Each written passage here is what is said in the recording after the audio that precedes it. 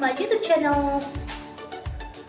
Sebelumnya, perkenalkan nama saya Aulia Siti Hidayah dengan NIM 11880300025 dari kelas Sosiologi A semester 4 Universitas Islam Negeri Sunan Gunung Jati Bandung. Oke, di sini saya akan menjelaskan tentang salah satu tokoh sosiologi modern, yaitu siapakah dia? Dia adalah Herbert George Muller. Langsung saja kita ke biografinya. Herbert George Muller lahir pada tanggal 7 Maret tahun 1900 di Louis, Missouri, Amerika, dan wafat pada tanggal 13 April tahun 1987 di saat usianya yang ke-87 di Danville, California. Nah, Muller ini bersekolah di Webster Grover High School, lalu melanjutkan sekolahnya ke Universitas Missouri pada tahun 1918 sampai 1922. Nah, setelah lulus, Muller ini menerima posisi mengajar di Universitas of Missouri. Kemudian pada tahun 1925-nya, Muller pindah kemana? Ke University of Chicago, sebuah universitas di mana ia sangat dipengaruhi oleh psikolog sosial, yaitu George Herbert Mead dan sosiolog Y. Thomas dari Robert Koch. Nah, setelah menyelesaikan gelar doktornya pada tahun 1928, Muller ini menerima posisi mengajar di Universitas of Chicago, di mana ia melanjutkan penelitian itu di bawah Mead, dan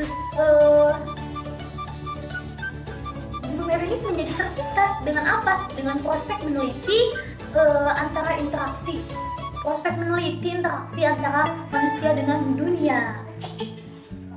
Nah, selanjutnya Herbert George Muller itu adalah seorang sosiolog Amerika yang minat ilmiah utamanya itu adalah interaksionisme simbolik. Jadi metode penelitian sosial Muller itu juga seorang kritikus yang gencar dengan ide-ide metodologi positivistik dalam sosiologinya itu. Selanjutnya, asumsi teoritis. Nah, ada 3 premis interaksionisme simbolik. Apa aja itu? Yang pertama, manusia bertindak terhadap sesuatu berdasarkan makna yang ada pada sesuatu bagi mereka. Yang kedua, makna tersebut berasal dari interaksi sosial seseorang dengan orang lain. Dan yang ketiga adalah makna-makna tersebut itu disempurnakan dalam proses interaksi sosial berlangsung. Nah, next kita ke interpretasi makna ya. Jadi makna-makna yang sudah dijelaskan tadi itu, yaitu itu berasal dari interaksi orang lain gitu, terutama dengan orang yang dianggap cukup berarti. Tetapi tindakan manusia itu bukan disebabkan oleh beberapa kekuatan luar gitu, atau fungsionalis struktural. Tidak pula disebabkan oleh kekuatan dalam atau reduksionis psikologis. Aktor itu memilih, memeriksa, berpikir, mengelompokkan, dan mentransformir makna yang hubungannya itu dengan situasi di mana ia ditempatkan dan diarahkan tindakannya. Interpretasi tidak hanya sebagai penerapan makna-makna yang telah ditetapkan, tetapi sebagai suatu proses pembentukan di mana makna yang dipakai dan disempurnakan sebagai instrumen bagi pengarahan dan pembentukan tindakan. Nah, inilah yang disebut atau yang dimaksud dengan penafsiran atau bertindak berdasarkan simbol-simbol. Oke, selanjutnya saya akan menjelaskan tentang self-indication. Apa sih self-indication itu? Self-indication adalah proses komunikasi yang sedang berlangsung, di mana individu itu mengetahui sesuatu, menilainya, memberinya makna, dan memutuskan untuk bertindak dengan makna itu. Nah, adapun proses dari self-indication itu terjadi dalam konteks sosial, di mana individu itu mencoba mengantisipasi tindakan-tindakan orang lain dan menyesuaikan tindakannya itu sebagaimana ia menafsirkan tindakan itu. Perlu teman-teman ketahui,